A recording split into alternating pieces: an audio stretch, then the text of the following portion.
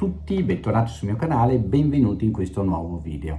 Oggi parliamo di un'altra apparizione mariana avvenuta 3 anni dopo quella a Sant'Ildefonso, che era nel 660 d.C. In effetti questa apparizione della Vergine Maria avviene nel 663 d.C. La Vergine è invocata da San Barbato, vescovo di Benevento, che chiede aiuto visto che l'imperatore Costante non vuole togliere l'assedio che stava durando da moltissimo tempo cinto intorno alla città per conquistarla.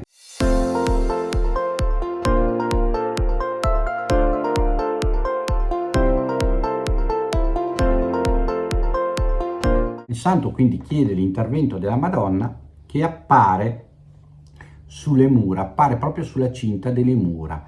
Il santo in questione, quindi San Barbato, era anche dotato di poteri taumaturgici e cacciava i demoni, guariva i malati con abluzioni dopo la Santa Messa. Ma andiamo a vedere più nel dettaglio gli accadimenti. La città di Benevento ha sempre riservato un culto particolare a questo suo santo vescovo, le cui reliquie furono poste fin dal 1687 sotto l'altare maggiore del Duomo, segno di grande venerazione sia del popolo sia della gerarchia ecclesiastica. Egli nacque nel villaggio vandano del comune di Cerreto nei primi anni del VII secolo e studiò a Benevento.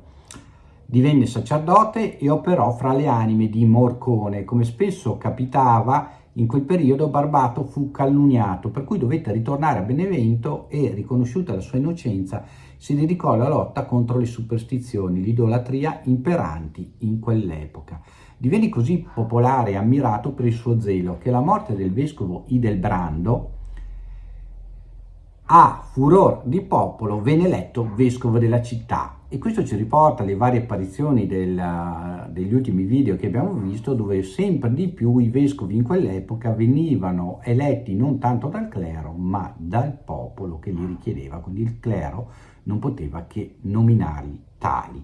Nel secolo VII i Longobardi,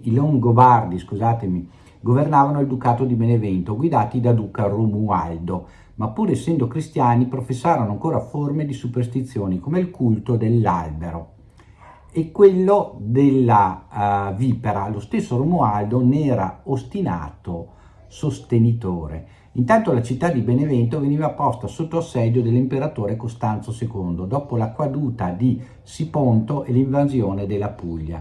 Il duca trovò in Barbato un valido aiuto per la resistenza, stimolando gli animi dei beneventani, e quando la vittoria arrise ai Longobardi, egli, riconoscente, fece cessare a partire dalla sua casa il contestato idolatra culto dell'albero e della vipera.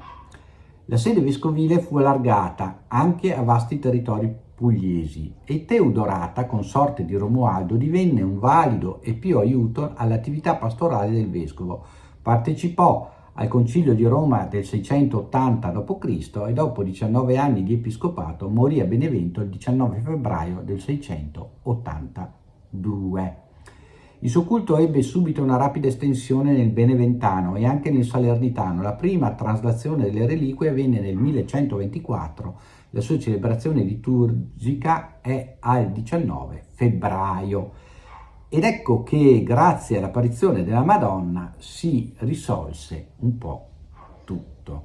Quindi la città non viene più posta d'assedio, viene lasciata e a questo punto Romualdo non poté che riconoscere che il Dio dei cristiani era il vero Dio e quindi aveva potere anche sul mondo reale, con questa apparizione che sconvolse i nemici e diede nuovo fervore e forza ai cittadini e ai combattenti di Benevento. Scrivetemi qua sotto nei commenti se sapevate di questa ennesima apparizione. Noi andremo avanti in ordine cronologico fino ai tempi nostri con le varie apparizioni mariane. Iscrivetevi al canale, mettete like, condividete i video sui vostri social. Ci vediamo al prossimo video. Ciao a tutti da Ermanno. Ciao!